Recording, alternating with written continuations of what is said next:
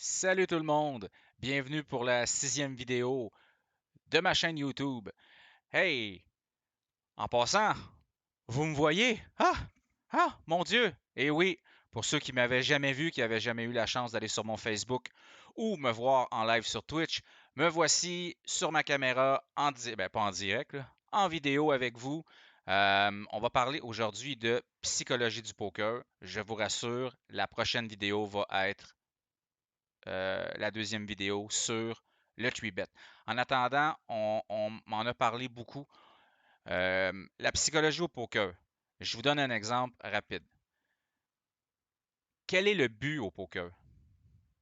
Le but au poker, je vous laisse 5 secondes pour le trouver. Et voilà. Donc, le but au poker, c'est de toujours prendre la bonne décision. OK? C'est le but ultime au poker. Et des décisions, vous allez avoir au final que ça à prendre. Et c'est énormément de décisions. Autant post-flop, autant pré-flop, euh, toute carte qui se rajoute et aussi toute autre information qui sont utiles, comme le profil dépendant, euh, comme le spot. Donc, tout ça fait en sorte qu'il va y avoir une game psychologique incroyable que vous allez devoir maîtriser. Maintenant, on ne va pas commencer avec de l'impossible pour les gens qui débuteraient. On va commencer à la base. Donc, si jamais vous avez des commentaires, vous me les marquez pour la prochaine vidéo. Qu'est-ce que vous aimeriez que je parle en psychologie du poker? Ensuite de ça, vous activez la cloche, vous mettez un pouce bleu, vous vous abonnez. Tout ça, c'est gratuit, guys. Puis, sais-tu qu'est-ce que ça fait, ça? Ben, ça m'encourage, moi. Ça me donne une bonne tape sur l'épaule. Puis, ça dit continue comme ça. Et je vous sors des vidéos YouTube aux 2-3 jours à partir de maintenant, guys. Je vous le promets. Fini la procrastination. Donc, la psychologie au poker, je vais vous en parler selon mon expérience personnelle. Donc, ça peut peut-être varier un petit peu des autres joueurs de poker, mais techniquement, c'est quelque chose qu'on va revoir souvent en général. OK? Je vous parlerai de deux choses aujourd'hui.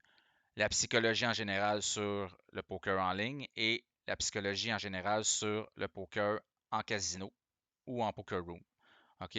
Ou vos games d'amis à la limite.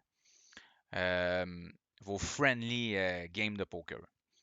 Donc, on va commencer avec le poker sur Internet. Le poker sur Internet, ce qui est important de comprendre, OK, c'est que la majorité des gens vont se cacher derrière leur pseudo et vont se permettre énormément de choses que si on les verrait en face à face au casino ou au poker room, à ce moment-là, il y a un genre de pression sociale qui pourrait s'installer. Et cette pression sociale-là va faire en sorte qu'on va peut-être mieux jouer. On ne voudra pas se faire bluff catcher, puis que toute la table se rend compte que, parce qu'ils nous voient, là, on est là en personne. Vous êtes au casino, on ne veut pas se rendre compte. On veut pas que les gens se rendent compte qu'on s'est fait attraper. On va peut-être non plus pas faire certains calls pour pas avoir de l'air fou parce que, évidemment, notre adversaire nous démontre que la note, on va peut-être s'empêcher de s'écouter. Et ça peut être aussi complètement l'inverse. Il y a des gens qui vont, comme moi dans mes débuts, je me rappelle mon premier tournoi, j'avais cette sensation en dedans de moi. Je me rappelle mon premier tournoi au El Jimelji en live et versus sur Internet parce que je jouais beaucoup Internet. Et je gagnais quand même beaucoup d'argent sur Internet à ce moment-là.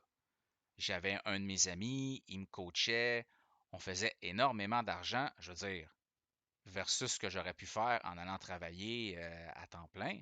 Puis j'étais très jeune, là, j'avais 18 ans, 19 ans. Et là, à un moment donné, je me dis, hey, on va aller jouer en vrai, dans un club de poker. Bon, premièrement, j'arrive là-bas, les joueurs sont, je dirais, verbalement quand même assez agressifs. Ils sont là pour t'expliquer que c'est eux autres, le patron. Hein? C'est pas toi. Puis toi, tu vas juste suivre la parade. Puis si t'es chanceux, tu vas gagner un ou deux potes. Moi, c'est comme ça que je me sentais, là. OK? Et ma réponse à ça psychologiquement a été, au lieu de répondre verbalement, évidemment, j'étais intimidé, il y a beaucoup de gens, tout le monde se connaît. Comment ça va, mon Robert? Hey, mon Méo! Hey, Richard, comment ça va? Puis, presque tout le monde se connaît. Donc là, toi, t'es comme un peu celui qui arrive on the side, un peu gêné.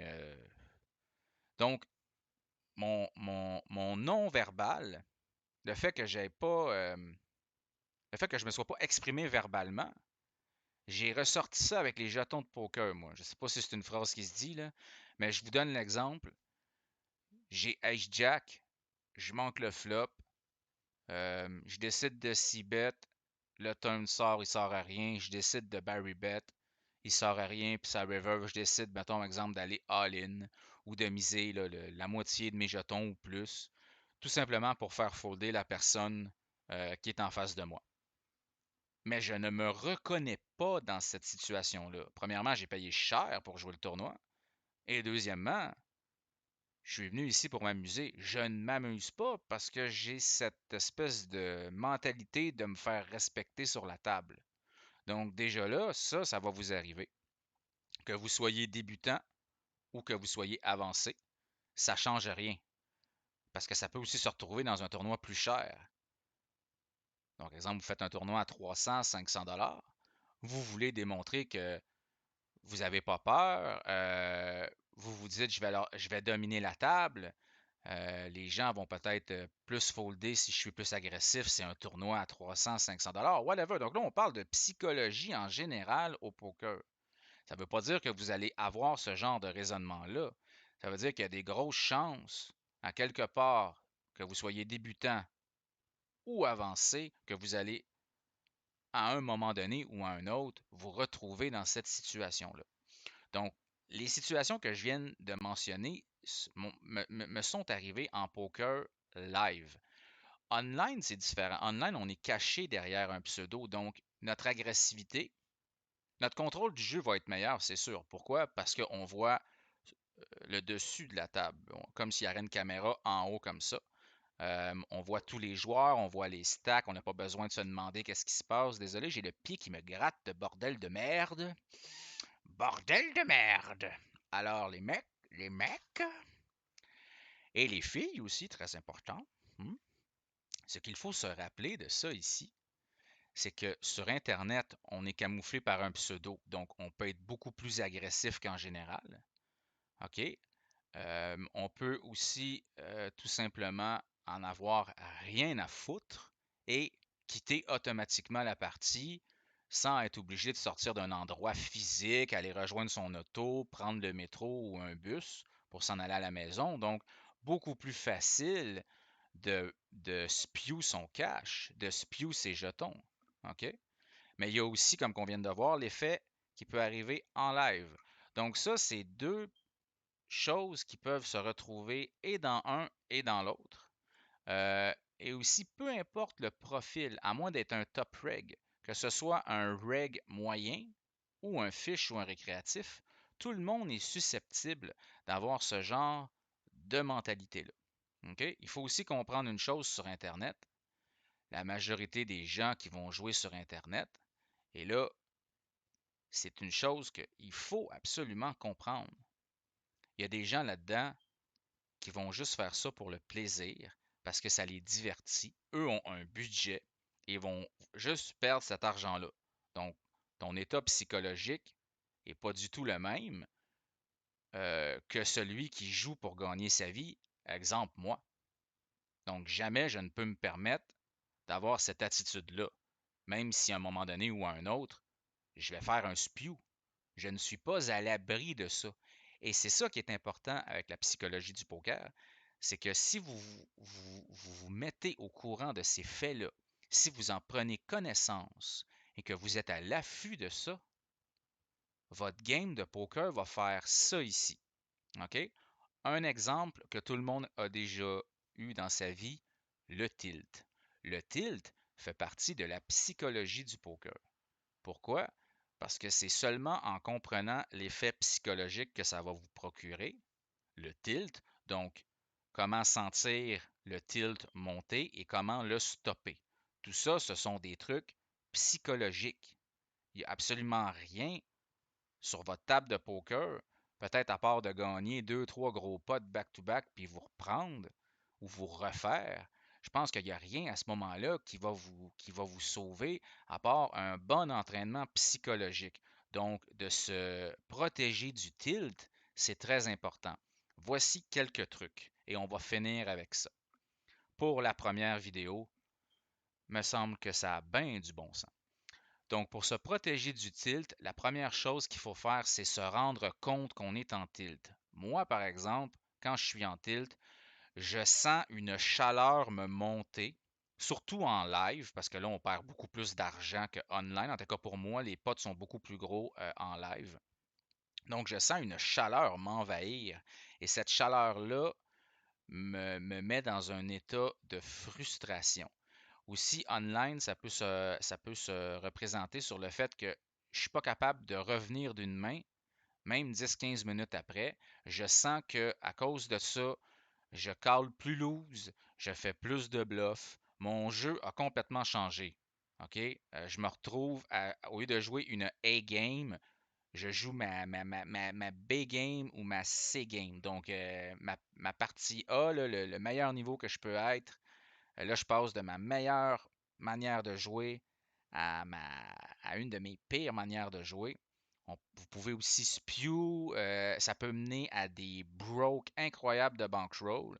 Donc, il faut le sentir venir. Et ça, vous allez le sentir. Peut-être pas la première fois, mais quand vous voyez que vous n'êtes plus vous-même, quand vous voyez que vous êtes en colère, quand vous voyez que vous n'êtes pas capable de redescendre la vapeur, levez-vous.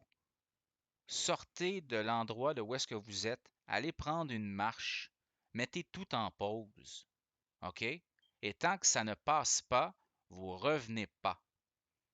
Vous revenez, vous pensez que ça a passé, ça revient, pow! T'arrêtes la session. C'est aussi simple que ça. Moi, personnellement, j'arrête ma session. Le poker, tant qu'à moi, est toujours là demain, est toujours là après-demain, et la semaine prochaine va toujours avoir des baleines, des fiches, des récréatifs, des règles de mauvais à moyen.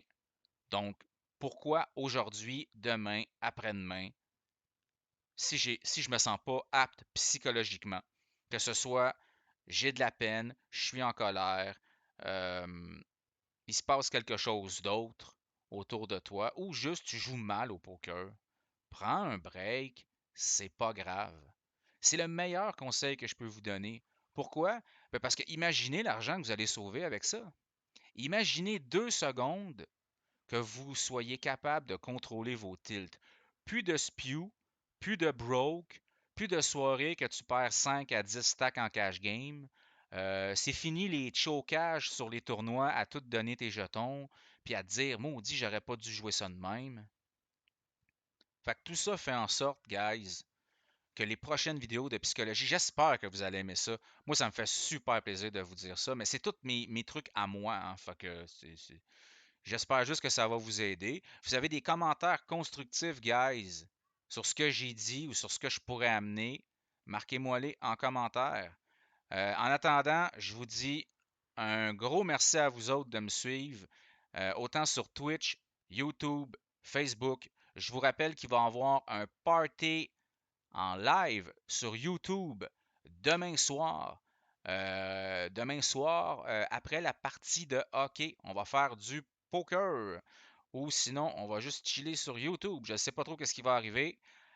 Je suis en live ce soir sur Twitch à partir de 21h30, 22h dans ces alentours-là.